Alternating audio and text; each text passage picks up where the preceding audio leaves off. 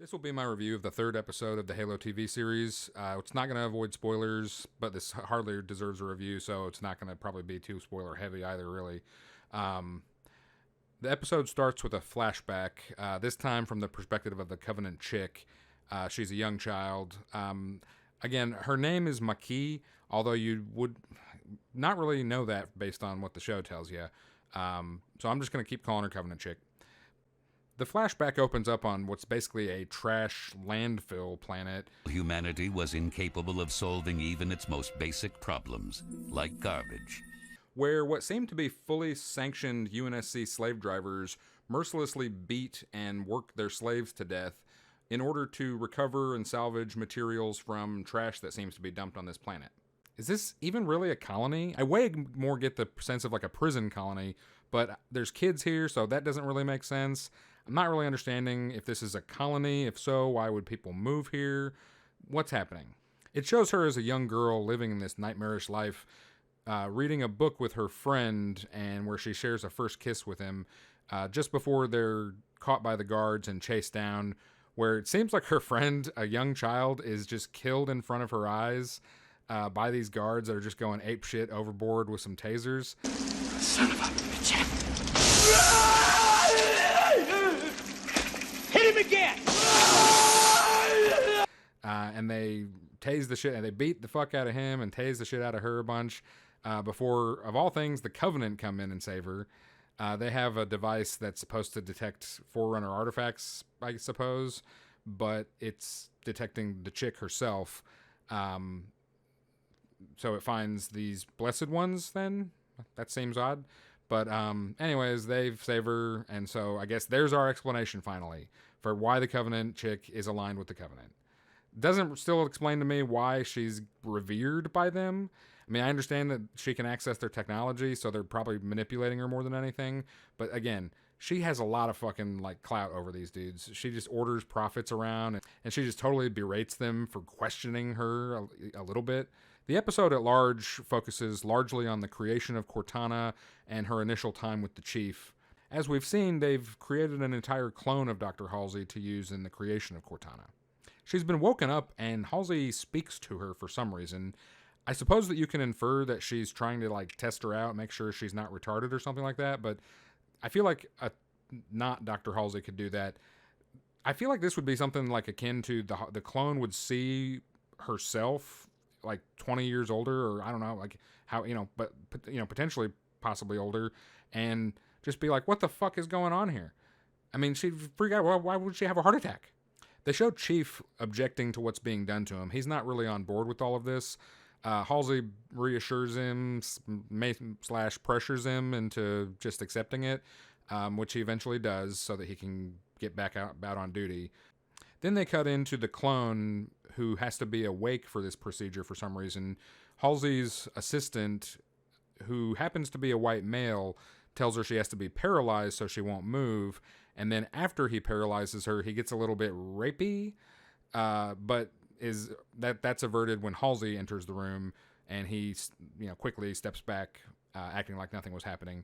But yeah, then they just like suck clone Halsey's brain out to use to create Cortana, and everything's okay with that. Well, now that is some fucked up shit. I can see why this process would be illegal or frowned upon at the very least, but they just seem to casually do this. And I got the sense in the previous lore, I never got the sense that the AI creation process was this barbaric.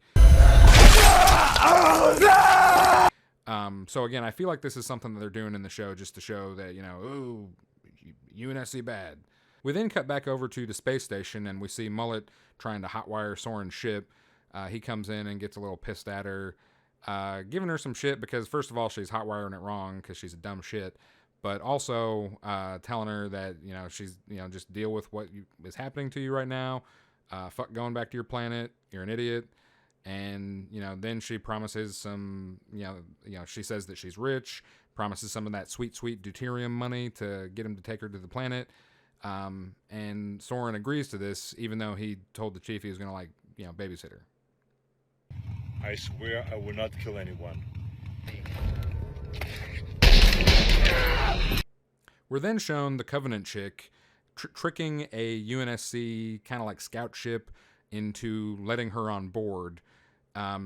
This is really strangely done and poorly executed in my mind. I have no idea how this works, but a Covenant ship drops out of slip space right next to this human ship, and she starts being like, help me over the radio, and the humans aren't like, what the fuck?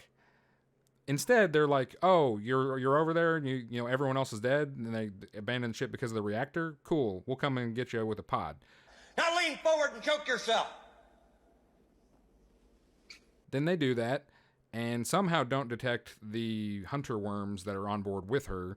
They stow away on board, and when she comes out and the humans are, welcoming her and, trying to ascertain what happened to her, she then sicks the hunter worms on them, and all the humans, there's like a dozen humans, and they're shooting all the worms. And granted, I can understand that they wouldn't kill the worms, but you can't tell me that one dude, like the captain of this ship, wouldn't have, capped this bitch in the dome. I mean, seriously, as your worms are eating you and your comrades, one of you wouldn't be like, holy shit, fuck this bitch. Boom, shoot the shit out of her. Then there goes the Covenant's bitch, and they're fucked. During this scene, when she and the worms are killing everybody, she's shown to have a tiny energy blade, kind of like fingernail deal, that she uses to finish off the captain. This is really strange. I've never seen anything like this. Not that it couldn't exist, just that it seems somewhat impractical and something that was almost seems to have been made for her in particular. Then she goes and tries to collect the nav data from the human ship, which she fails at, which in the lore that she would have failed because of the Cole protocol. I'm going to go ahead and call bullshit though. How does she even know how to use a human computer or read English? When she was back on Trash Planet, looked like she and her buddy could barely read. So I don't know how she knows how to read now. I don't know. Just Covenant taught her how to read English for some reason. It then cuts back to the UNSC base on Reach, and we see Halsey performing some experiments with the artifact using Chief and Cortana.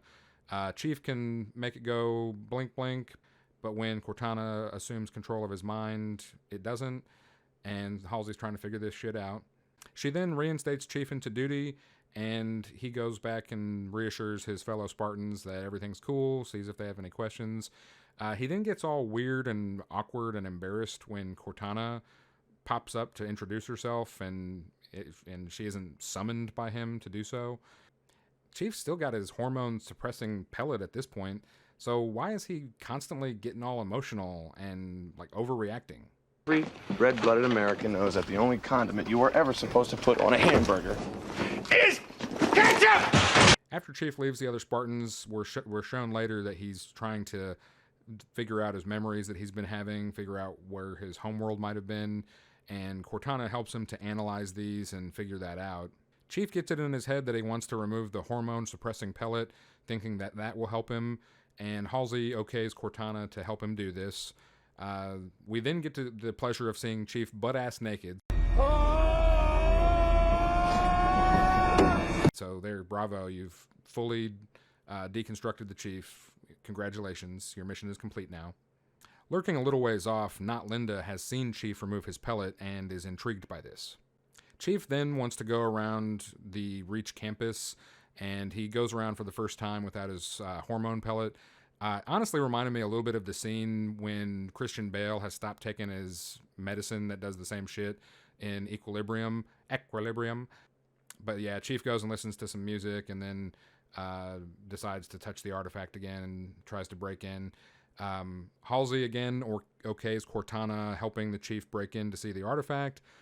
She tells Chief not to touch it. Chief touches it, has a more memory kind of shit, and they figure out what planet he's from, being Eridanus 2, I think.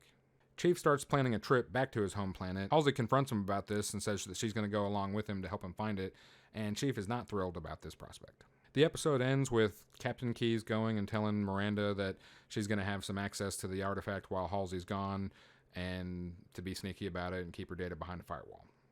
Even though this episode technically had some action in the form of the Covenant chick boarding and infiltrating the UNSC ship, I'm just still going to count this as basically an episode with no action. You'll get nothing like it. Mainly because it's not the type of action that people want to see. people want to see the Chief in particular, or just the Spartans and the UNSC kicking ass. They want to see the humans actually kicking some ass, not getting fucked on by some shitty worms. I feel like this is a really basic thing. Like, you have to know that people want to see this. Now, granted, I want a better story more than more action, but, at least the more action would be easier for them to do. A lot of fans are just going to be turned off by the radical deviation from the canon and lore, and the total, mischaracterization of Chief and the UNSC and Halsey and so many of the characters. But a little action would make some of this a little bit more palatable, definitely to a general audience as well. In reality, though, this episode was the first one to actually make me angry. The changes to Cortana that they touched on in the last episode, and then they come to fully kind of explain it in this episode, that she's supposed to take over the Chief's mind, and just a little bit the way that she's portrayed in general and the creation of her. So many things changed, and just changed in radical ways, it seems to me. Like I said, this is the first episode to actually make me angry. Having Halsey supplant the Spartans' minds is utterly ridiculous, and I feel like it's only being done to make her and the UNSC look as bad as possible. I feel like my theory that this is on purpose is totally also supported by the Covenant chick's flashback sequence, where these evil guards are beating the slaves that they're working on this planet, this lava planet. This looks like Vader's fucking fortress, man. They're just they're legitimately trying to make the UNSC look as evil as possible. Like I said before, the waking of the clone prior to the process to make Cortana was very puzzling to me. I just think that it's something that would just potentially cause a massive shock to the clone. And it seems that it's solely for the purpose of showing Halsey as cold and as uncaring as possible, to tear down her character. They basically want to make it to where there's no possibility for redemption for Halsey. I mean, maybe I'm wrong about that, we'll see, but that's what it really seems like they're going for. They've been going for that in the games in the past few years as well, and they're doing it in the show as well. Also, gotta say that the creepy white male assistant who gets a little rapey around pre-Cortana clone it's just another shot at white men. Even though they've given us a reason as to why the Covenant chick is aligned with the Covenant, they still haven't shown us sufficiently why they seem so deferential toward her. She seems capable of dressing down a prophet, or basically pulling rank on just about anybody. And you could say that they might be manipulating her, but I feel like in the games and the lore, the Covenant have such a extreme hatred and disdain for humanity that they would never deign themselves to treat a human with such respect. But in this show, they could do just like the games, where they show them forcing her to use the technology for them. They could torture her into doing it. It doesn't really make sense to me that they not only, maybe if they were kind to her, that'd be one thing, but actually deferring to her and letting her be the one to call the shots on several occasions. It's just strange. Finally, one of the last things I have to say is that what's being done to the Chief is completely intolerable. They constantly seem to be showing things to remove his agency by showing him to be more weak-willed or tacit than he was in the games and lore. They've shown that he wasn't resolved to his life as a Spartan from the age of a young child, and that he needs apparently this hormone-suppressing pellet to control himself, also relying on Halsey for direction and acceptance. He's been shown to become emotional when he encounters problems or something that he can't deal with. He's not shown to really solve problems for himself. And at this point, it's ridiculous because he's been shown to have the helmet off more than on at this point. He takes it off in all sorts of situations that would be potentially dangerous or uncertain, and he wouldn't do that so that he'd be prepared. Now, when he's on base or something like that, if you want to have him take it off, that would be the time. Nobody wants that, but you've had him take it off when he's in situations where he just wouldn't be doing that. And they literally have him standing butt-ass naked in this episode. This episode just fundamentally strengthens the theory in my head that 343 are looking for ways to fundamentally change the series as a whole, not even just this television show, but the franchise. They have allowed, even if not directly, the debasement and deconstruction of their iconic hero. What they're allowing in this series shows a total lack of respect for the character that fans love, and I can't help but think that this is to, again, test the waters to see what they can get away with, to change the franchise to align with their vision of what it should be in the future. Making changes to the universe or simply pivoting to a character away from the Chief would seem like moves that they could make based on this, and that's something that they may try to do in the future. Microsoft has spent a lot of money on this, and they've stated that they intend to do multiple seasons. So we'll have to see what they do with the franchise as a whole over the course of the show, and what they intend to do going forward in the games in the future. I don't believe that they can or want to save the franchise at this point. I believe that 343 just wants to impose changes that they have a vision for, even in spite of what the fans at large may say or think. Go ahead and comment and let me know if you think that I'm just being dramatic. Let me know what your thoughts are. Do you think that they will make changes? Do you like the direction of the show? Do you think that my theory about them trying to make changes to the franchise as a whole is possible, or do you think it even matters? Go ahead and hit the like button, rumble it if you're there, share, subscribe, comment, and I'll see you on the next one.